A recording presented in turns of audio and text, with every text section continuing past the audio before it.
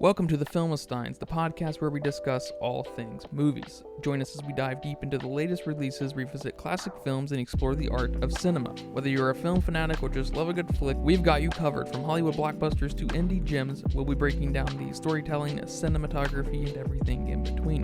So grab some popcorn, sit back, and get ready for some cinematic magic. If you like what you hear, please consider subscribing to our Patreon at patreon.com/filmistines. We offer tiers at the $1, $5, and $20 level, where the $20 tier grants the ability to request films for future episodes. This is the Filmistines, where movies are more than just entertainment, they're an experience. All around you. And we're back with another episode of the Filmistines, and I'm joined today by my demon book reading friend, Lucy. You've been reading those demon books lately? You know me. I read my Bible every night. All right. In today's episode, we're going to be talking about the fresh off the cart, the bakery cart, Evil Dead Rise. The what? Fresh off the bakery cart. Gotta keep you on your toes. Evil Dead Rise. Did you expect to watch the Evil Dead Rise? No. I'm just throwing these at you left and right. We've been watching a lot of horror movies. Too many horror movies. This one got creepy, didn't it? This one got creepy. I've been surprised a lot lately. Mm-hmm. And I guess it's just the nature of what we're doing, because we don't watch movies at this clip this intensely normally. And I'm surprised how good this movie was, especially on the point that the original Evil Dead sucks. I know that's a major hot take. I know the second and third one are the favorites, but the first Evil Dead sucks. And so that's the only one I've seen. I guess we've seen the remake, I think, right? Which one did we watch together? The remake, was it the I think. remake? Or okay. Or was it the first one? Yeah, I think we watched the first one and we watched I don't know. I don't think it's a remake. It's like the 2013 one or whatever. It's unrelated to, I think, the first one. Okay. But it's kind of similar to the first one. But it has to do with a different book. There's 3 books. Yeah, there's 3 books. The book and the first, second, and then the third one has all 3. And then there's the second one of those 3 books is in that requel type thing, that one we watched like 2 years ago. And then this book is the third book. Okay. Got it. So we've got 3 annoying kids, a mom, an aunt, some funny neighbors, and some evil. What do you think about this movie? This movie creeped me out. Creeped you out? Creeped me out. That's good. I didn't scream out loud. Screamed in your head? Screamed in my head. Covered my eyes a couple times. And I mean, we haven't seen a scary movie recently that made me cover my eyes. You know, we saw Scream, and that didn't have the jump scares that I like. And this movie wasn't full of jump scares, but there were a couple. There were a couple that got me. The creepy voices, loved them. Great creepy scenes that I haven't seen in other scary movies. I liked it. It got me. You know, again, we have our rude ass demon. Sort of, yeah. Yeah, rude ass things. Yeah, not as crazy as, you know, the Pope's exorcist demon. That guy's rude as fuck. Yeah. I love him. Yeah, I guess I meant from the sort of on the demon. I guess. Yeah. We're dealing with like it's just a force of evil. It's kind of doesn't have a lot of religiosity involved in any way whatsoever. I guess that's true, because when they pray at it, it's not affected by the praying. But I guess we had the Pope, not the Pope, what am I saying? We had the, when he was turning that vinyl thing. Yeah. That there were priests. Were those priests? Yes, because they were like Father whatever, and Father Gabriel, that wasn't his name, but they were priests. Oh, okay. And they were trying to translate this evil thing. So that's what gave me the religion demon thing. Mm-hmm. And it was summoned. Mm-hmm. But I guess you can summon evil forces. So is it a demon? Maybe. Yeah, maybe the religion formed around the evil because the evil is already present, and then but the evil isn't a product of a religious ideology. You know what I'm saying? Yeah. Okay. The chicken before the egg before the chicken type thing. You know what I mean? I don't know if the other ones revolve around any kind of religiosity, but I want to talk about the intro. Intro is cool, wasn't it? The intro is awesome. What happened? Tell me what happened. So in the intro, we have, of course, teenagers at a lake. We got a little bit of our cliche. Then, the girl goes inside, starts reading Wuthering Heights, which I thought that was going to be important. I guess it wasn't. Just that the evil spirit has also read it and starts reciting it and, gets the girl. She ripped her hair out and scalped her.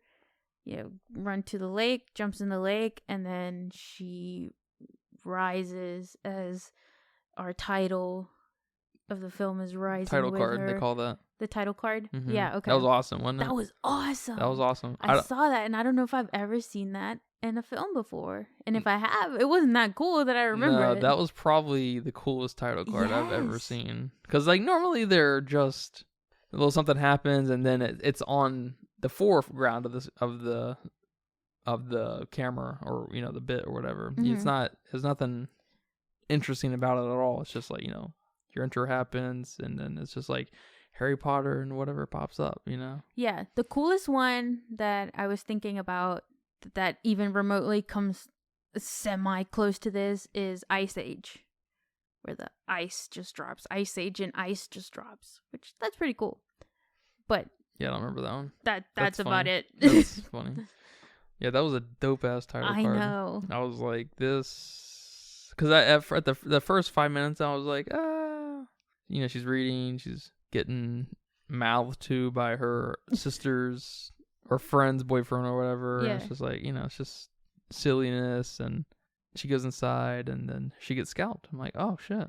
Okay. And then she runs outside, and then her friend or sister, whoever she is, comes out after her, and she grabs the drone, gets cut, and then and then just kills the guy, and then the girl's screaming and she floats above the water. I'm just like, oh man, this went to 0 to 100 in 5 fucking minutes. So fucking quick. I don't even know what to say about that, really. That was nuts. Yeah, if you want to just watch it for that title card, that's fine. Yeah, that was awesome. Badass. Yeah, and then we're introduced to Beth. She's a groupie. She's a guitar technician, I think. Right? Yeah, guitar tech. And she's having tummy issues. So she goes to her sister for advice. She's pregnant. That's a good one. She's just pregnant. She's just pregnant. Which are the ultimate tummy issues. Hey, exactly. Never been pregnant, but I can only imagine. And that's where we are introduced to Ellie, that's her name, and the 3 kids. Mm-hmm. Bridget, Cassie, and Dan? Yeah. Yeah, okay. Good job. Thank you. Good you. Yeah, I'm telling you, this movie... it's going to stick with you. It's going to stick with me a bit. A couple of days. And this is when we're introduced to the weak links on some level. I was immediately annoyed by the kids, like I often am. Mm-hmm. That's true. And then they go get pizza, to hang out with Beth and their mom and have fun, and an earthquake or something happens. I don't know if it's an actual earthquake or if it's just evil fucking busting out of this bank, and then part of the bank opens up, or part of the floor opens up, and then Danny's like, I'm gonna go check it out, which I would too, Oh, Old heck bank. no. I'm definitely going down there. I'm not going There's down like there. a tomb down there or whatever, some kind of casket type thing that's got a crack in it, and he pulls a book out, and this is the wrong movie to pull a book out in. We don't pull books out in Evil Dead because they're all evil. That's the lesson of the story. Lesson of this movie is don't read. Don't read. Don't open books that look mildly interesting. Yep. That's what you take away from here. Pulls it up with some vinyl records and goes back upstairs and listens to them. And then after that, I was no longer annoyed by the kids. Okay. With the exception of the little girl, but little girl was just kind of A little girl. an obstacle to keep bringing people back and forth and stuff. Yeah, she's just a little girl. She's fine. Yeah. And I guess ultimately she was this piece in the story for Beth to have to, take on to prove that she's worthy of being a mother. Oh, yeah. I guess on some level. A lot of motherhood in this.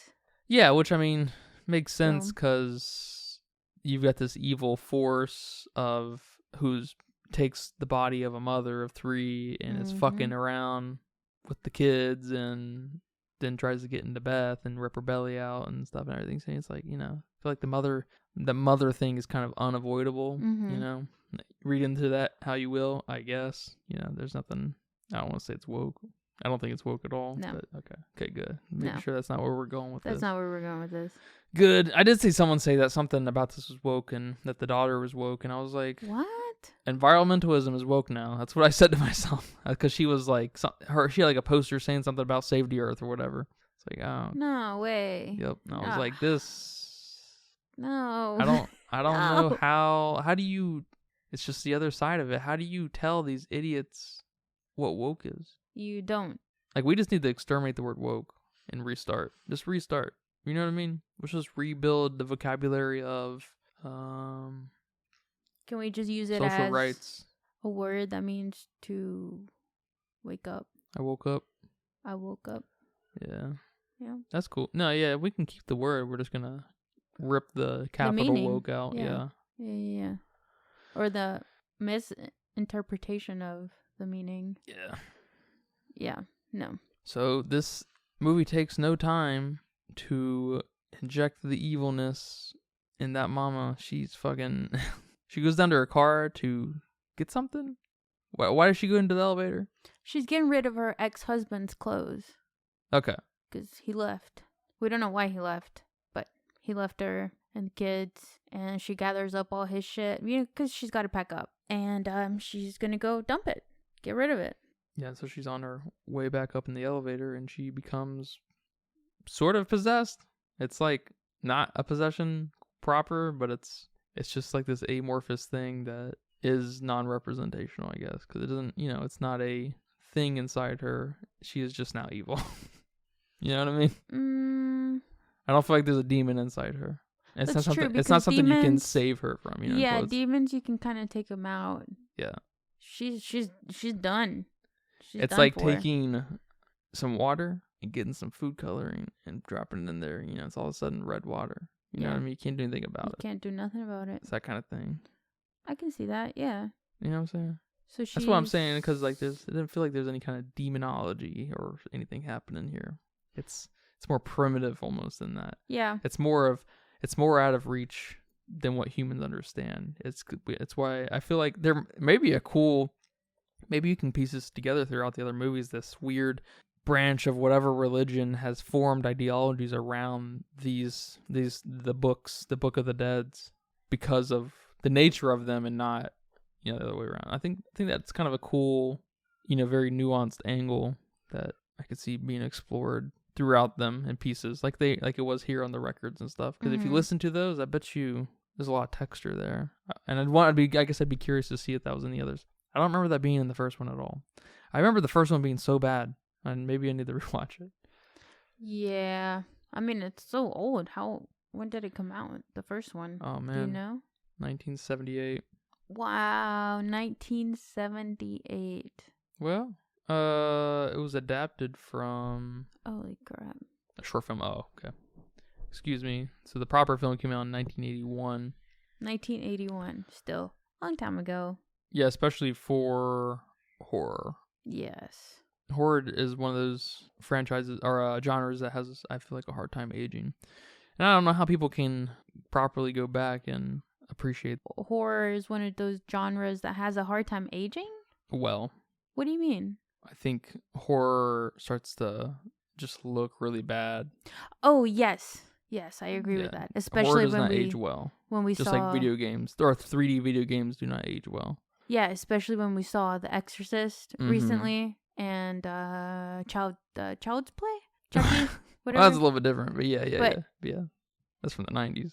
That's from the 90s? Wow. Yeah, he's from 99, I mean, 91 even or then, something like I that. mean, it's 30 years still. Yeah. That's a while. Although Chucky looks pretty badass. Chucky himself looks pretty badass. I'll check that. Well, okay, Chucky the doll. The doll itself looks pretty badass. Yeah, that movie without Chucky's not a very good movie. Okay. You know? All right, then let's just say The Exorcist. Yes. Yeah, because The Exorcist is a great movie from, lighting, camera, character, but it's just... The possession itself The possession itself has just aged piss poorly. It's so bad now. And like the makeup sometimes looks cool on Reagan, but I never thought it looked cool on Reagan once. Yeah, it's missing. It looks. I guess it almost kind of looks too stage played now. Yeah. And they I guess for horror like that to really land, it needs to kind of have a at home feel. It needs to feel like that could be, that has the same lighting as your bedroom, that needs to feel like it's that screen. Needs to feel like there's no screen, I bet, basically. And yeah, The Exorcist kind of, a lot of things, kind of float into that, but horror especially kind of suffers from leaning into that. And you see a lot of that with old horror especially. But where were we going with that? Horror doesn't age well. No, just with the original Evil Dead, I guess. Oh, yeah. Yeah, so, I don't remember too much about the original one besides is that the one that had the cellar door or whatever and the monster was trying to get out? Yes, with the pencil? Someone gets stabbed by a pencil? Yes. Yeah, that's the first one. Okay. I think. Yeah. It didn't scare me. So yeah, as far as I can tell, they're not scary. They're comedies. They're comedy horror. Okay. And they progressively become more comedy, especially the first three I do. And then the 2013 one or whatever, 12. Yeah, 13 is a little bit more normal campy horror. Okay. Think you're I guess you're more generic horror. Cabin, threat, takes itself a little too serious, not funny. You know what I mean? Kind of silly because it's taking, I guess, campy, but not comedy. You know what I mean? Yeah. And I feel like this one, again, I guess we need to watch these before we say anything authoritatively, but this movie is spooky. It's got some super spooky elements to it. Like, for example, the second Evil Dead has the main character, his name's Ash, played by Bruce Campbell, I think. He's like the Evil Dead guy.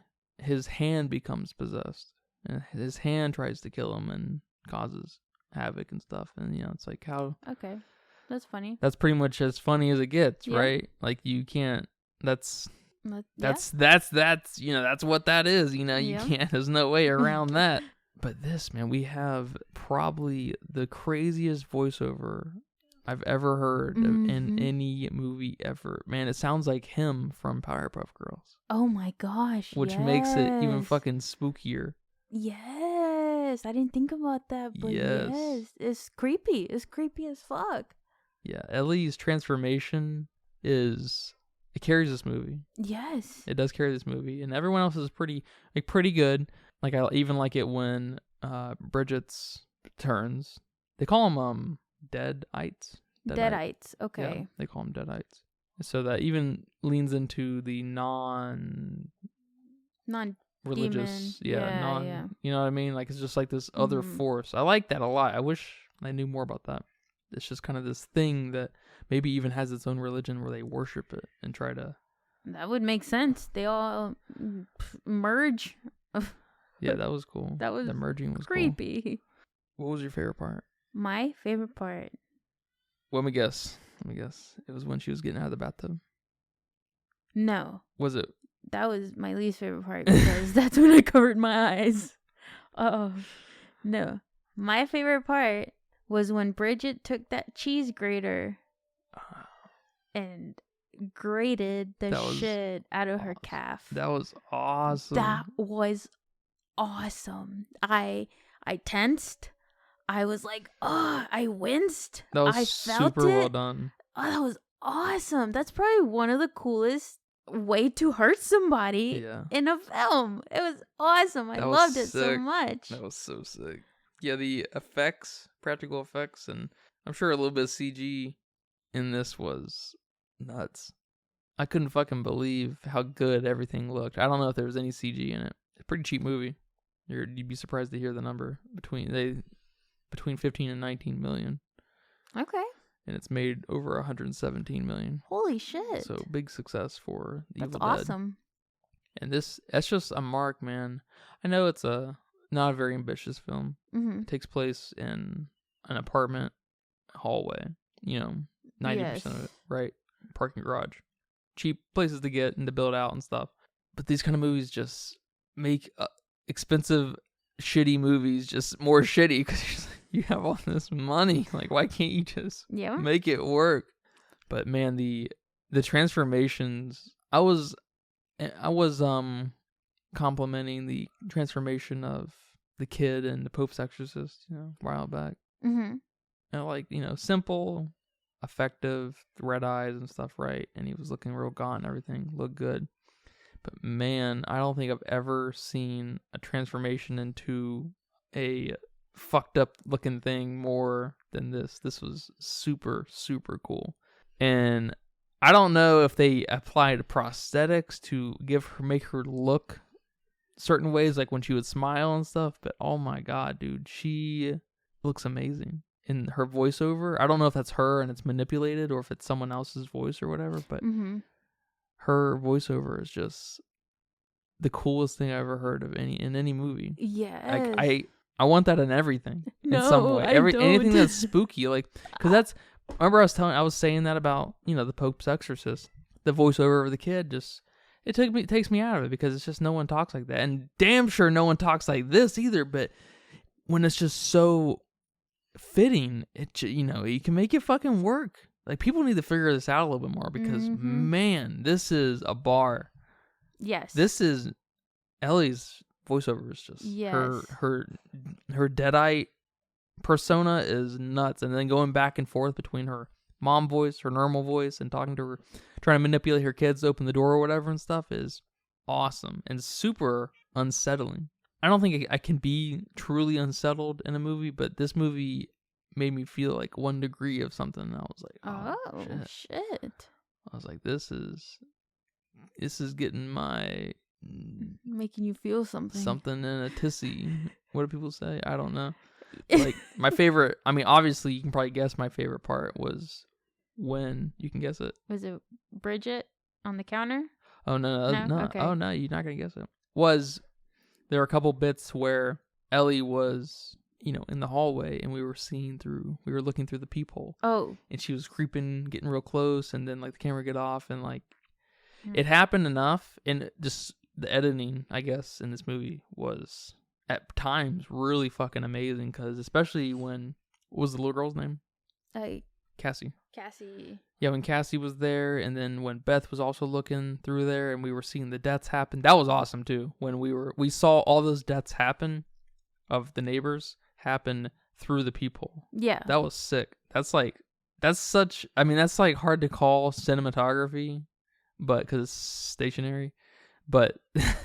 That is such a great storytelling device, looking through the peephole and watching her just fucking destroy these people. And then she gets close to the peephole and, like, is all fucked up looking, and, and then it's off her, onto her, off to her. And then, on Cassie when she gets over there and stuff. And, like, there's times where she's so close that, and the camera it's off of her, that you could imagine the camera jumping back to her, and it's like, and she's even closer, but that never happens. It keeps you right on the edge there.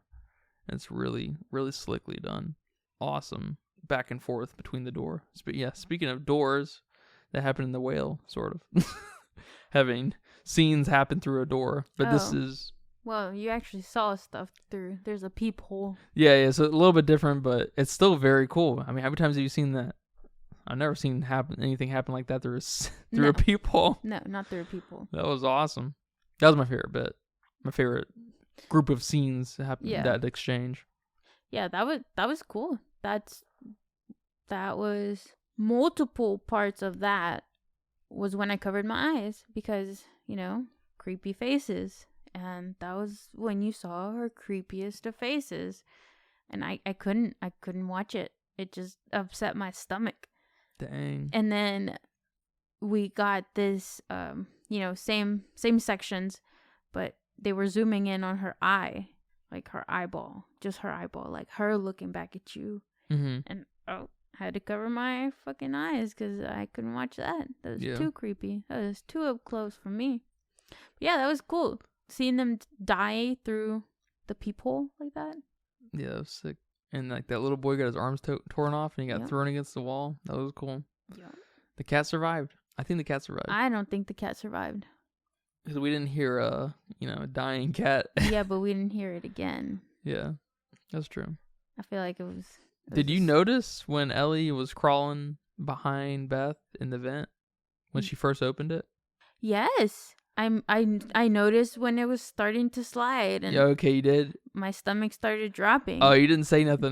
No, I was scared. You couldn't move? I couldn't move. Okay. I was wondering if I didn't want to say anything because I wanted you to like see it for yourself and that shock. There's nothing better than seeing that for the first time yourself. So I just let it fly. But I'm glad you saw it. That part and that was awesome. The part where Bridget was wrapped in that blanket.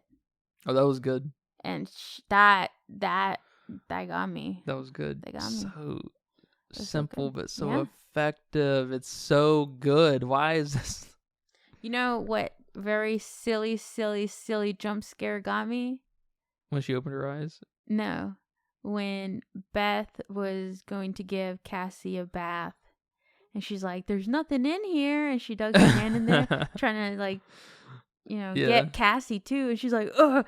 And like, oh no, she was like, oh, it got me. And Cassie's like, no. And I'm like, ah. It got me too. Happening. That's funny. Yeah, I remember you jumping with that scene. I liked how the neighbors, they got introduced like one at a time, basically. We had the two kids trying to hang out with Bridget. Mm-hmm. And then, Cassie's like, your boyfriends are weird. It's just fun. And then we see him through the peephole. And then the neighbor next to them is like, what's going on? The concerned neighbor, basically, I guess. And he's trying to help him and stuff. Maybe has a thing for the mom. Not anymore, but... And then we got the don't breathe lookalike guy across the hall with the cat. Oh, he looks like the don't breathe guy, doesn't he? No, not quite. No, not quite. That's funny though. And he's got the shotgun, and it's just, and you're like, oh, that's gonna come in handy, and it really doesn't. Like it does for a split second to pause the shoot her leg and arm off later, but it's just funny how ineffective everything is, and how almost like the Deadites, I guess, are just playing around at the end of the day. Well, I like how usually in your horror movie you have a way out. You have a way to get the demon or the monster or the evil spirit. There's a way, and the main character's trying to get that way. Whatever they have to do, break the spell, recite the prayer, whatever. And I like that when Beth is listening to the priest dude, whatever, saying, I tried this, nothing's working. And I'm like, oh no, nothing is working.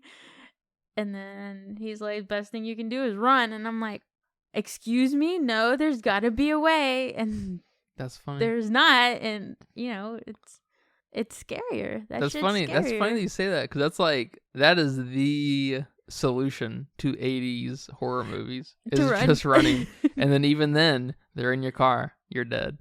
We need to watch some more of those. Again, they don't age super well. We need that to come back, though. That genre through a modern lens. That's the slasher kind of killing for killing's sake and stuff. Yeah. We need those to come back in a really modern way like this. Yeah, because oh my god. Well, with those films, you're hopeful. You're hopeful that you'll get them at the end, and you don't find out you won't get them until the end. But this time it's like, I don't know if it's halfway, if that's the halfway point or around the halfway point, the beginning of the third act, whatever. Yep. That's when you find out that there's nothing you can do. So you're like, well, what the fuck are they going to do? How are they going to do this? So it just became instantly hopeless and scarier for me. That's awesome. So. I'm glad to hear that.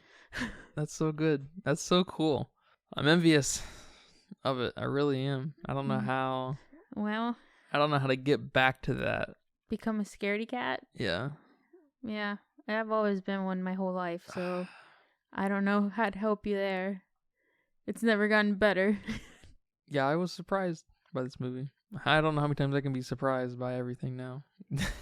But I feel like I've been surprised a lot lately. Yeah. A good year. Good year. Maybe it's just a good year. Yeah. I was surprised by Renfield in the worst way possible. That's true. So maybe I was expecting this to be overrated. Really? It's got high scores, super high scores, super loved. And I'm like, kind of like Dungeons and Dragons, and I was like, okay, how is it possibly any good? Especially because the Evil Dead 1 sucks. Mm-hmm. All right, hot take. I don't give a shit. Evil Dead sucks. In fact, the sequel, the 2013 sequel, that's kind of similar to the original, is better. I will say. All right. I'm just not a fan of comedy horror. I think for the most part, I think that's just. I'm just not. I mean, to blow that up, I'm not really a fan of comedy. I don't like laughing. I don't know how many times I gotta say that. I hate laughing. It pisses me off. Yeah, the only comedy horror movie that sticks out to me that I liked was is it Shaun of the Dead? You like Shaun of the Dead? Yeah, I like Shaun of the Dead. I like that. Yeah, and I was thinking of Zombieland, but those are almost similar. Those are very similar, but they're almost hardly horror. That's. I mean, that's just kind of part of the true. nature of zombies. They are just this platform to push people together and away from stuff. They can't stay stationary. So, but I mean, there's no doubt that zombies are horrifying. So it's kind of by default horror, I guess. But yeah, I like Shaun of the Dead. I do too. And Zombieland's okay. I don't think I've seen Zombieland. Yeah, I don't know if you'd like it. You like zombies, but I don't like some of this comedy is just too stupid. I can't get past it sometimes. No, I feel you. Comedy is definitely probably the most divisive way of expressing something. Comedy. Yeah. So that makes sense. Not that you're offended by it, but just that you and me, it's just a little too stupid. Yeah. It's like it's almost like, I mean, I don't want to say it like this, but it kind of is. I've heard that a million times. I heard that a million times when I was 10 years old. Where's the wit? Where's the, because I think me and you also are marks for situational comedy. Time and place is important, and that just doesn't happen in movies so easily. Yeah. It's kind of hard. Yeah. Maybe there's a little bit of a zeitgeist thing there, that meta zeitgeist thing that helps with the time and place thing, but I'm kind of repulsed by the zeitgeist. Not that something is repulsive and disgusting, but just like repelled by, kind of repulsed. But yeah, I mean, I'm with you all the way on comedies. The comedy movies I like, I can't think of any off the top of my head because I don't like laughing, like I said. But I probably don't like them for their comedic, elements. Yeah, I guess the first one that comes to my head is Nacho Libre. And is that a comedy? That actually might be a good example. That and Napoleon Dynamite, both those might be good examples actually. And those are not good movies because they're funny. Those are good movies because those are just the best made movies of all. Nacho Libre especially. Yes. It's the best made movie ever.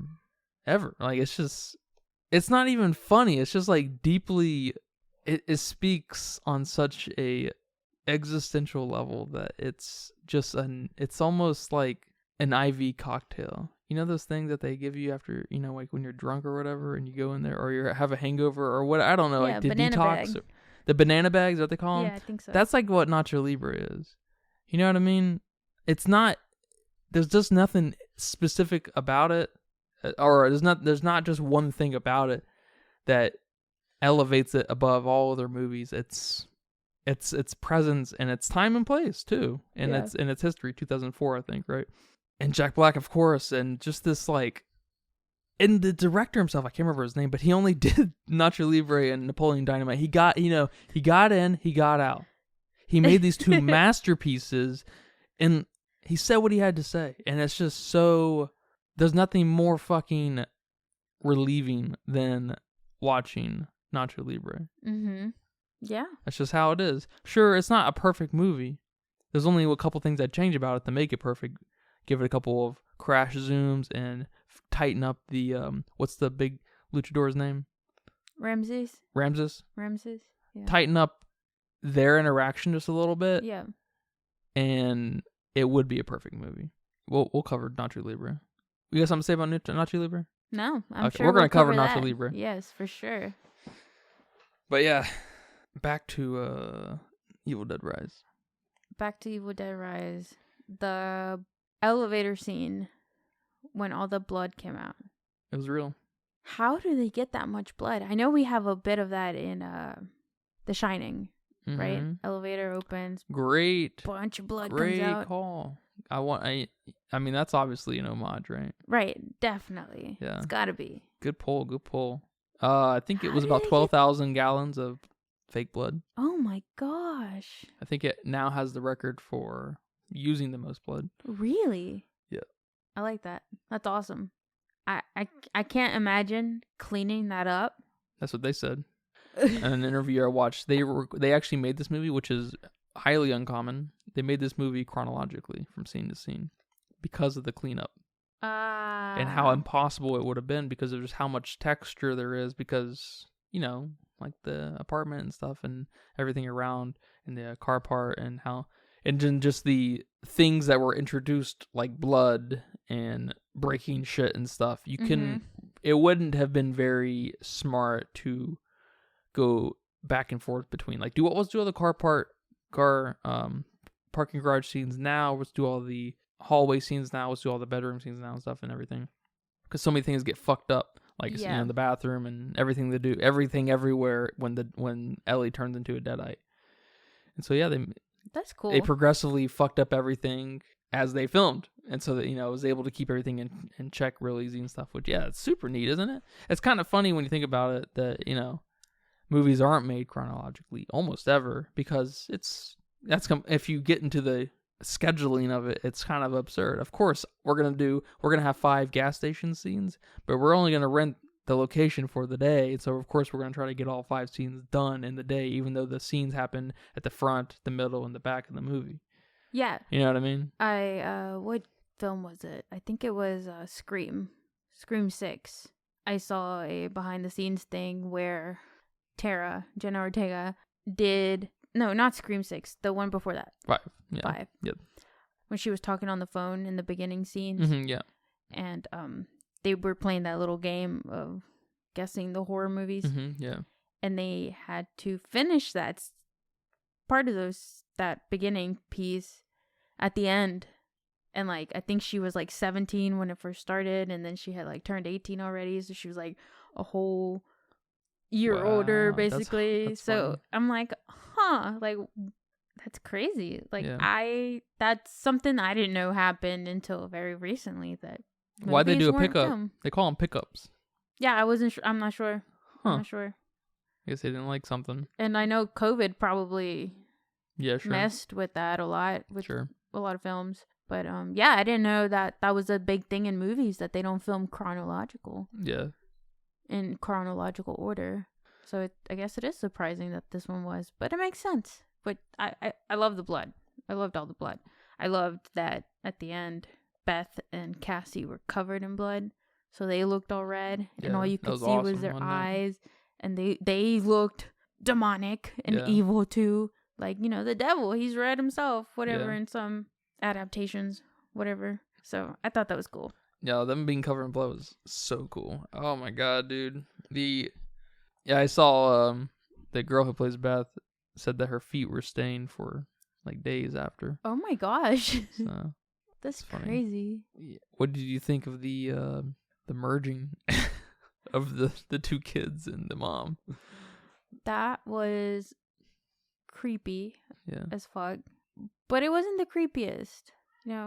That kind of human merging like that didn't scare me as much. I thought it was cool, but it didn't creep me out as much. Mm-hmm. Yeah.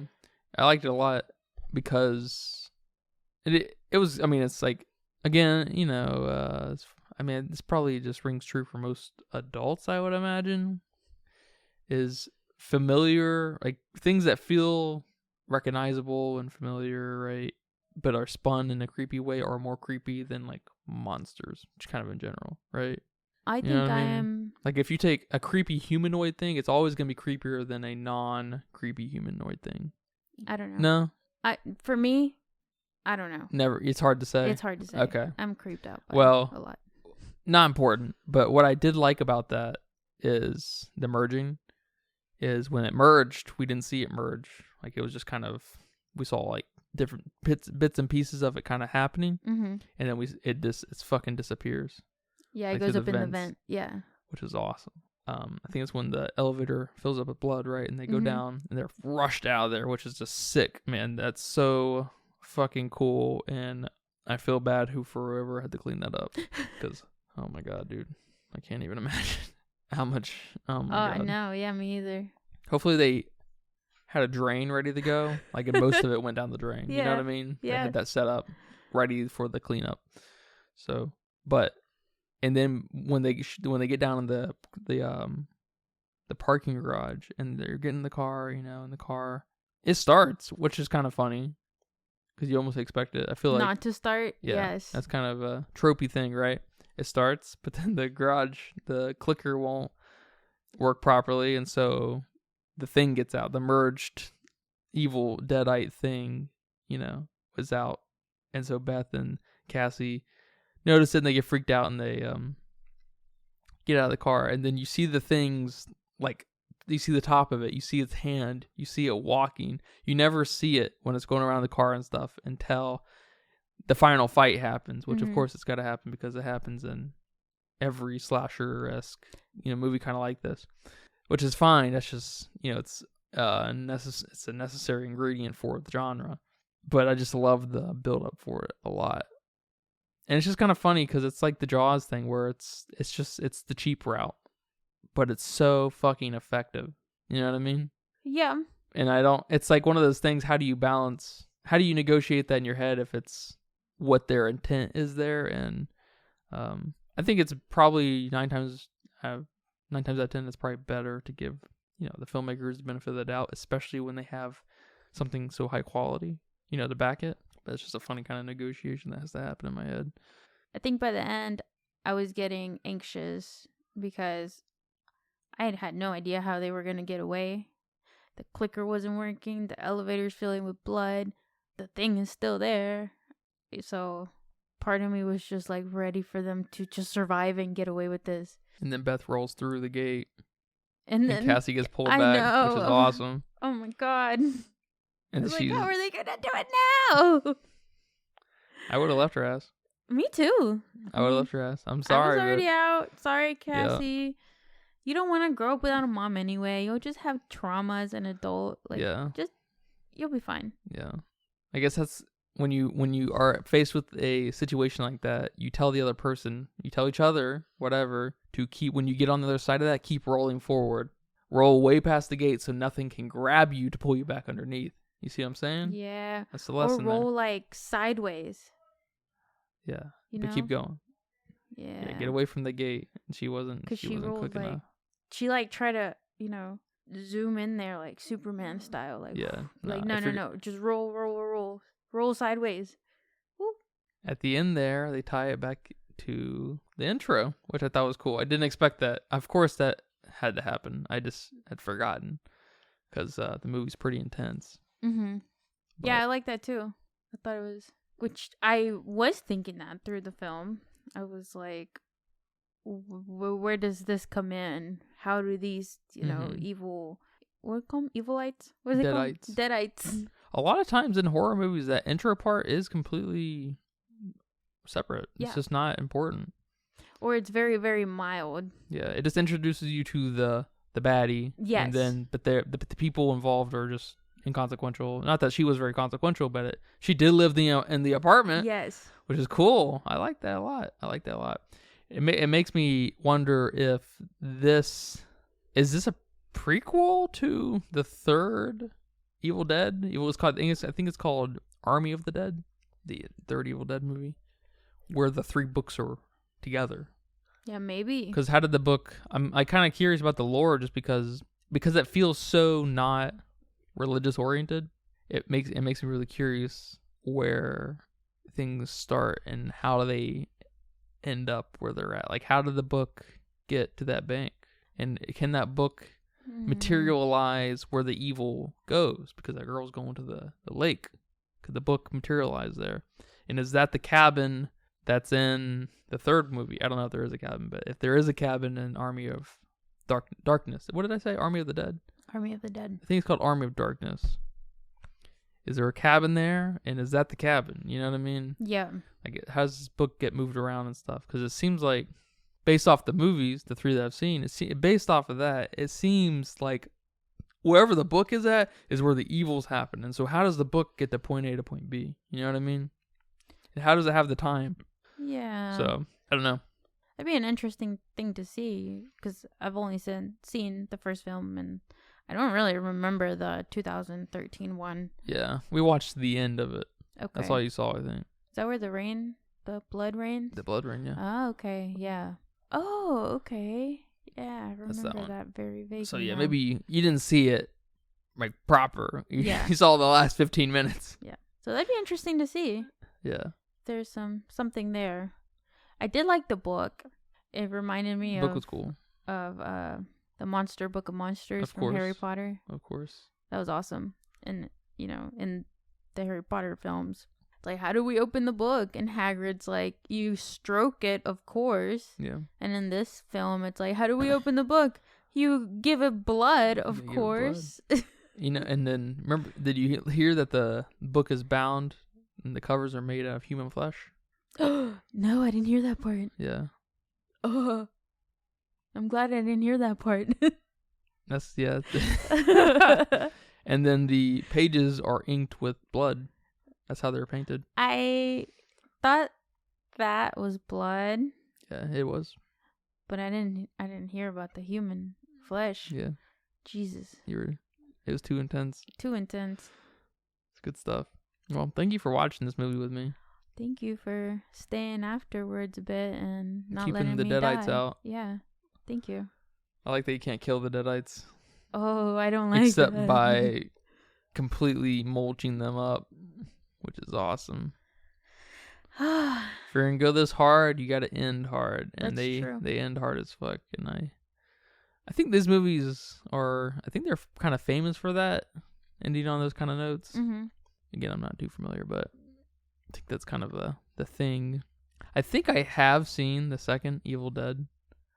Because I had always remembered this movie where a hand becomes possessed, but I never knew what movie it was. It was on TV or something. I guess I saw some of it, and I think I was in 8th grade, and it was just a blip in my life, and I look back on it, and I'm like, what the fuck movie was that? And then I was reading about Evil Dead a little bit, and I was like, possessed Is hand. that it? And I was like, it's got to be it. Yeah, how many possessed hand movies are there? And I was like, especially on TV, you know? Yeah. Like, I'm sure there's another possessed hand movie, but it's probably never been on TV, and you have to go to the dark corners of bootleg sites or YouTube to find it, right? Yeah. So I was like, I feel like a puzzle piece may have been put in my mind. I feel like, and I remember thinking that movie was like really cool. So maybe I'm an Evil Dead 2 fan too, but maybe it's just Evil Dead 1. Because Evil Dead 1, I'm gonna say it again, it's not very good. It's just not. I'll rewatch it and tell you why I think that. But I think I want to bring up one last thing What do you that got, I man? thought I liked a lot. I don't know if it was too stupid, but I liked it. no, not Was too stupid. Stephanie. What is up with that? I feel like I'm missing something there. I feel like that's a big callback to some other To Evil something? Dead stuff. Yeah, I it's gotta feel be, like, right? yeah, it's gotta be. But I loved it. It was cute. It was cute. so cute. I loved it. And I thought for a split second they killed a Deadite. Oh, me too. I didn't know they could come back. Yeah. I did like that they Danny wrapped her up. Yeah, so, they killed her, quote, unquote, and then I'm like, okay, cool. Okay, one less to worry about now, just the mom. Okay, cool.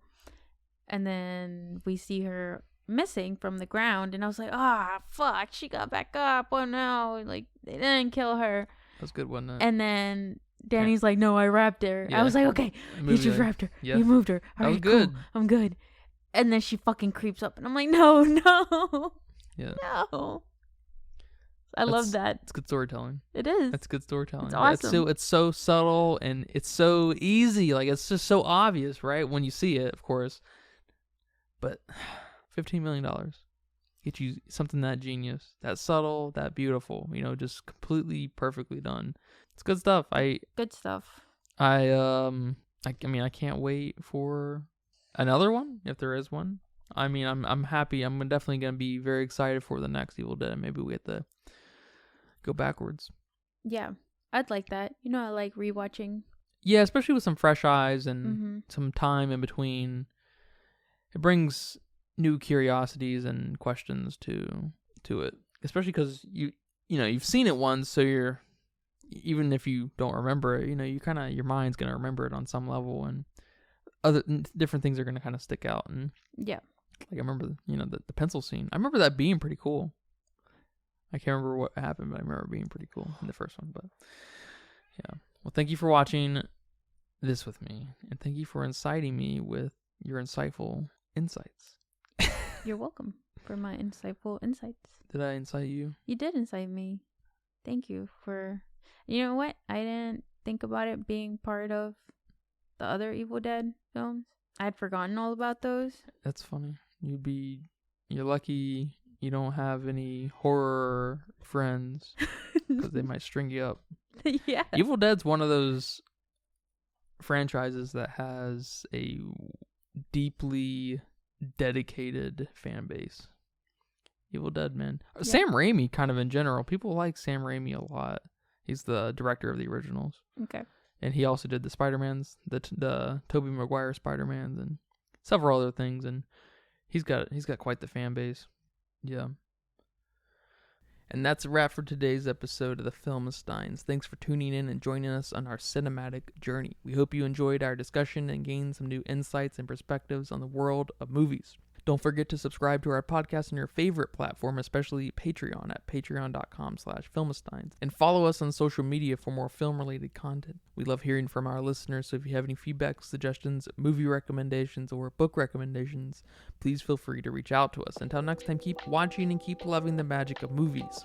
This is the Filmsteins signing off.